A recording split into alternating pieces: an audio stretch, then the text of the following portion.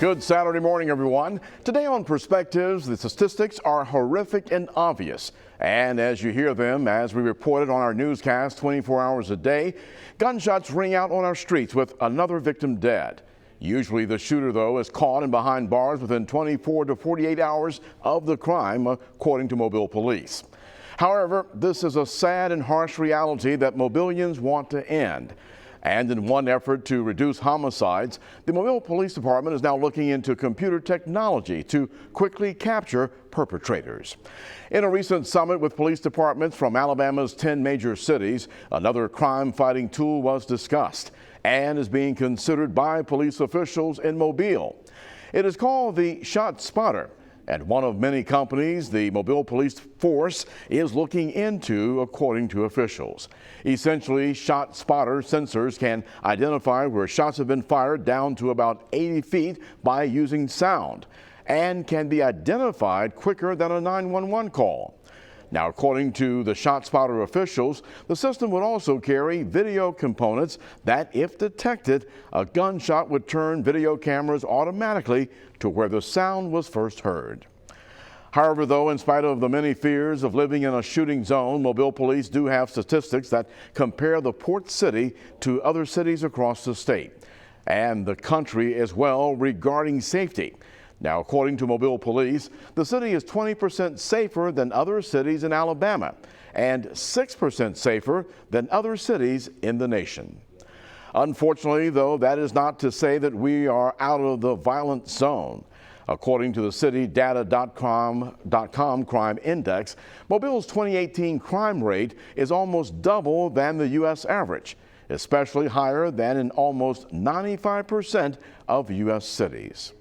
Well, that is just one reason why Mobile police officials are looking to the future of crime fighting through the use of technology. And that is why we're talking with top police officials this morning. Our guest, our Mobile's Public Safety Director, Lawrence Batiste. Also joining him this morning is Commander Kevin Levy of the City of Mobile's Police Department's Gulf Coast Technology Center. Well, let's talk technology and Mobile's crime rate as Perspectives continues after this break.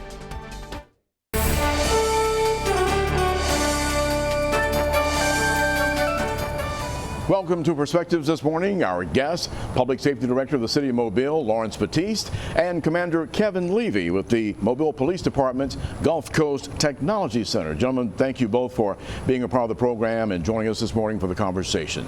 Thanks for having us. Thank you very much. We're talking about crime and homicides in the City of Mobile, a topic that a lot of folk, of course, are talking about, concerned about. But as we look at some of the numbers, Mobile, believe it or not, according to some, is 20% safer than other cities of Alabama and 6% safer than other cities in the nation. When you look at those numbers compared to what we're hearing about the homicides, how, Director Batiste, do you balance that as you're dealing with the public? You know, I've often said that, when we're talking about data, and particularly when you talk about data involving people dying, one homicide is one homicide too many. And so certainly we are grateful and ecstatic about the fact that we have been able to have an impact on dealing with crime in our community, but we know that there's still work to be done in the area of dealing with crime, and in particularly violent crime in our community. So we're sharpening our tools so that we can be more effective in our approach in addressing violent crime here in the City of Mobile. When you look at the statistics and the areas of the city where things may be happening, how do you decide how are we going to approach this? Because as the numbers indicate, it's not everywhere in the city, but there are certain targeted areas as well as certain demographics that you're dealing with. How do you attack that? So once again, the ideal is, Commander Levy is sitting to my right. And one of the things that he's responsible for is, as part of being a commander, is bringing in technology so we can focus how we address crime on those individuals that we believe are most likely are going to be the individuals that commit crime. We do that through crime trend patterns. We do that through our weekly COBRA meetings and having conversations about where we're seeing upticks in crime and tracking that data so that we're able to hopefully reallocate resources and focus the greatest part of our attention in those areas where we're having those increases at. And again, Commander Levy does a really great job of helping us identify identify how we can use the technology that we have to have a focused approach on addressing those individuals rather than just specific communities. And Commander Levy, bringing you into this conversation here, are you a man who feels like you're in the hot seat every day as you're looking and targeting areas, trying to be in advance of something happening? Well, I think there's a great deal of responsibility that comes with any position that allows you to help keep community safer. I didn't enter into this profession not wanting to be in the hot seat, and I can tell you complacency won't get us anywhere. So we're working really hard every day to continue to do research, to reach out to different private and public partners within our communities and see how we can work together to combat this problem that not only affects our city, but the cities that surround us. Now, what are some of the tools that you're using as you have these relationships with both commercial and business entities as well as the private residential community? Well, we've talked in the past about different types of video systems and those sorts of things in terms of how they relate to being able to prevent things from getting worse and also apprehend violent offenders quickly. But really, it goes beyond that. The same relationships that we're forming to partner, whether it be with technology or other sources of information, also allow us to share ideas and to figure out what we can do best. We can't be everywhere all the time, but what we can do is maximize our efficiency and also the strategic approach that we take so that we're looking at what the most dangerous things are and we're combating those one after the other to keep our community safe. How successful is this technology now in being a part of the reason why we are safe in other areas of the community? Well, I think it's really been beneficial in two real key areas. One, the technology does amazing work, and it allows us to use our officers in other places that they used to have to be to collect the information that now some technology collects. But also, really going back to the relationships, it allows us to have discussions, to talk about things, and to actually have meaningful data to share, which really help us figure out where the problems are, to prevent them from happening, and in unfortunate situations also to respond quicker. Director Batiste, it talks about in some of the statistics that I've seen that it says your chance of being a victim of violent crime in Mobile is 1 in 225 and property crime 1 in 31. Does it depend on where I live in the city or where I'm frequenting, or is it just certain areas? I think there's a little bit of both that exists. Obviously, if you frequent areas where you know that there's an increase in crime of criminal behavior, you're more likely to become a victim of crime or some type of criminal incident being perpetrated against you. The other part of that is communities, when they band together to make sure that they have a mechanism in place to make sure they look out for one another, they utilize the technology that we've talked about a little bit here to make sure that people know that they have a system in place to capture individuals that may be coming to their neighborhood to commit, in particular, commit property crimes. I've never met a criminal that planned to commit a crime with the intent of getting caught. They always plan to commit crime and they hope that they're going to get away with it. And again, it takes communities galvanizing together, working together to make sure that they harden their communities and keep the bad guys out. And so we've seen a lot of that take place, again, through the partnerships with Gulf Coast Technology, the collaboration with the camera systems that they've tied into the Gulf Coast Technology. And again, the repeated information that precinct commanders are putting out through their weekly constant contact with people that live in their communities. All those things tie in, but everybody has to play their part. Take about a minute and tell us, are the communities where they know the numbers are high, they actually see some of the crime take place and they are concerned, are they working with you to stop that crime in those areas? Because I understand that usually you can tell by certain areas of the whole city that there are pockets that you've got to address. So what I'll say there is what we have seen is when we've been able to bring to the attention of the communities where we do see an uptick and they galvanize, they commit community, they form community action groups and they work with us, we do see a reduction in criminal behavior there. When it comes to violent crime, there's really not a whole lot that you can do sometimes other than educate the public and encourage them to try to seek out ways to deal with conflict resolution. But at the end of the day, violent crime is an emotional act, and so we never really know when a person is going to have an episode, or we don't know what their mental state happens to be. And so because of all those things that exist that leads to violent behavior sometimes, it's difficult to gauge and really kind of put preventive measures in place that will address those things that involve violent crime. But we're working as a community to try to do that, to try to make sure that they're getting that training in an area of conflict resolution and things of that nature there. So other programs are needed. Commander Levy, take about a minute here at the most, if you can, and tell us, is the technology able to be pinpointed at some of these targeted areas? Well, the technology works really well to give us early signs of alerts, and also to capture sometimes needed the evidence to apprehend the violent offender. But it really requires the people and the knowledge of what the dangers are and the violence behind it. And again, working with people in the community to get some inside information, sharing that information rather than just keeping it to yourself and allowing something to happen. So I think, yes, when all of those work together, it does provide for a very pinpoint solution. But this relationship has to be between technology and the people in the community. All right, this morning we're talking to our Public Safety Director for the City of Mobile, Lawrence Batiste, and Commander Kevin Levy, who is the Director of the Gulf Coast Technology Center of the Mobile Police Department, about some of the things taking place now to hopefully take a bite out of crime, the old familiar saying, from McGruff the crime dog. This morning we'll talk more about that, as well as a new program called Shot Spotter that may be another tool in the arsenal to take a bite out of crime. All of that and more when Perspectives continues in just a moment.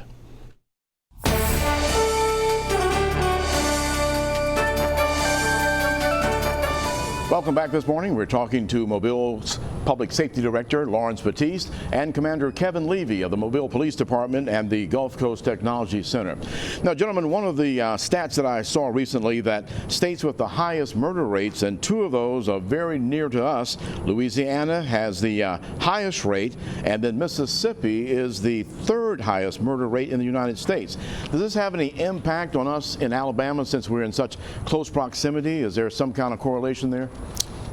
You know, I guess my responsibility is that crime has no boundaries, and so if those individuals have committed offenses in their respective states, oftentimes they flee the communities from which they've committed the offenses in, and there's nothing that prevents them from showing up in Mobile at some point in time. So certainly, you know, the close proximity does cause us some concern, because we do know that from time to time we've had to deal with offenders from other states. But it's not an everyday occurrence, so hopefully we don't get their bad apples. Yeah, I'm thinking about that case with the guy from Baton Rouge that ended up being played out here in Alabama, and you're definitely right. That was a murder case where I think he had killed at least 2 people, right? Right. Yes, sir. Right. Well, now here's some more good news as we talk about statistics and looking at where Mobile is. It says that of Alabama's cities on the list of the most dangerous cities in the U.S., Mobile is not included. The closest city to us would be the city of Pritchard, and then most of the others are closer to Birmingham in the northern central part of the state. So when you look at what's going on in Alabama, do you feel pretty good about where the city ranks overall? You know, I'm really ecstatic about where we rank, but again, as I said earlier, you know, one homicide is one homicide too many, and so I think that one of the reasons why, you know, we continue to experience some success is because of, again, with the technology that exists, the rapid apprehension of individuals that commit crimes, and particularly violent crimes in our community. You've heard me say time and time again, I believe that the City of Mobile does a great job of solving crimes. I think our homicide solvability rate right now sits at somewhere about 85%, and that's consistent year in and year out because of the efforts that they put into solving those cases. But it goes back to what Commander Levy said earlier, the collaboration between the technology and the community and the people that live in these communities, people seeing something and saying something, helping us solve these crimes. And because of that rapid apprehension, our numbers aren't what we might see in other places. But again, we're not satisfied, we're not happy, because again, people are dying, and if we can do something to prevent that, that's what we want to do. We want to stop the killing in our community. I think Commander Levy addressed that prevention standpoint briefly. Commander Levy, do you want to add anything in there when we talk about on preventing, on being on the front end instead of having to respond to the violent crime? Sure. I think one of the key points that you mentioned when you talk about other states is, through our partnership, we are also partnering with agencies in other states. And if there's lessons to be learned and things to be understood that maybe we didn't recognize or didn't see how they would potentially play out here, we're in constant communication with all of our partners across the Gulf states. And so we work hard to not only help them with their situations, but also to understand what it is that caused them so that we don't have the same types of things happen here. Now, we've broken down where we are as a state and where we rank in the state, as well as looking at different issues and the numbers. Now, here's one where it says, what is the safest part of Mobile? And they're saying that people who live in Mobile generally consider the southwest part of the city to be the safest. They say that your chance of being a victim of crime in Mobile may be as high as 1 in 12 in the northeast neighborhoods, or as low as 1 in 47 in the southwest part of the city. And so what area do we consider the southwest part of the city, and why is it different from the other parts? Yeah, I think some of the reason is, sometimes the economic status of the communities that we're talking about in the southwest part, access to other resources that potentially people that are in the southeast part of the city may not have access to. And so one of the challenges of dealing with victims of any type of crime is getting them to understand the process. I mean, a victim of a burglary is traumatized. A victim of a homicide or an assault is traumatized. Making sure that we walk those victims through the process of getting them back on the road to recovery from whatever that trauma may have been, whether it was a burglary, whether it was an assault. It helps us move our city forward when we're able to do those type of things. And so again, access to resources, and that's one of the things that Mobile has been really working hard to do over the last 7 years is to make sure not only that we develop resources for people in our community, but also make sure they have access to those resources, because again, just having the tools and people not having access to the tools can create an enormous problem and can lead to more criminalization of certain individuals. So, but I think we're making progress in that area. We've got about 3 minutes here. Let's talk about this new program that you are considering, and discussions have begun.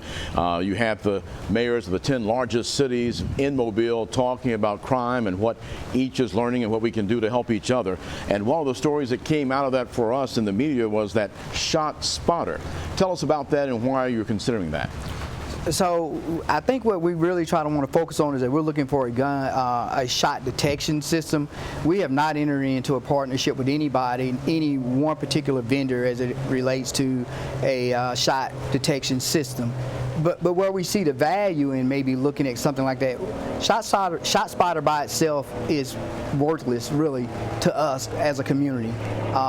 Without the ability to integrate it with camera system, without the ability to integrate it with other technology that exists within the Mobile Police Department, and without the ability to integrate the manpower that's associated with the follow-up with what happens when we see a shot fired incident and we catch somebody on camera, we have to integrate all of those things in order to be successful. No one of those things will help us reduce violent crime in our community.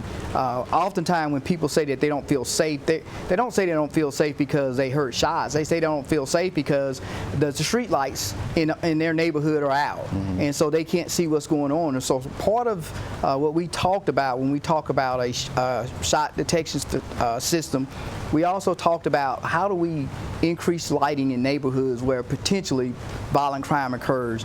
There are so many other quality of life things that we can address, that we need to address, along with the technology and the ability to integrate all of those things so that they all work together and they give us the best chance of solving crimes. And the last thing I want to say about that is that, oftentimes we deal with cases where particularly when we have homicides, we have the victim who's deceased and they can't come to court and testify.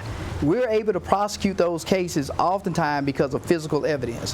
What getting a gunshot detection system in our community does for us is give us the ability to again gather physical evidence that allow us to walk into a courtroom and try somebody even if the victim's uncooperative. Right. And when we're successful in prosecuting those type of cases, that's when we'll start to see some of the preventive measures that we think a gun detection, shot detection system will do for us in the long run.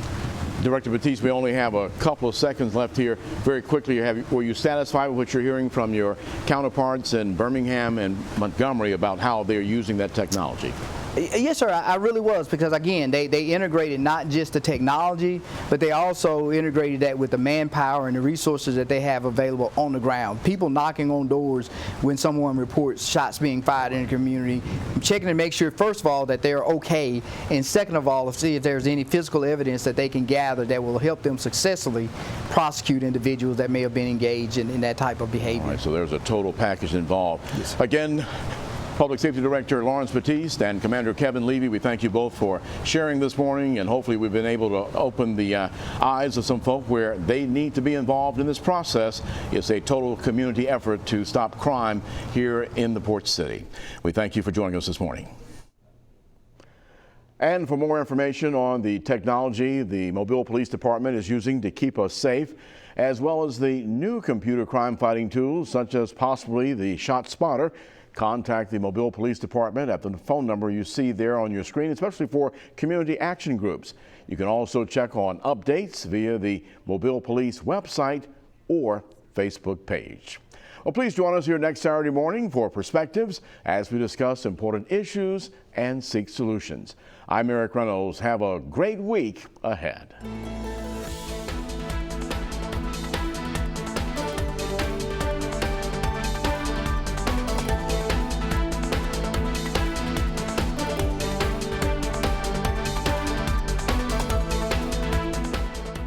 Thanks for watching Fox 10 News. Watch us live wherever you are, on our mobile, our streaming news app, and you can also watch us on Roku, Apple TV, and Fire TV.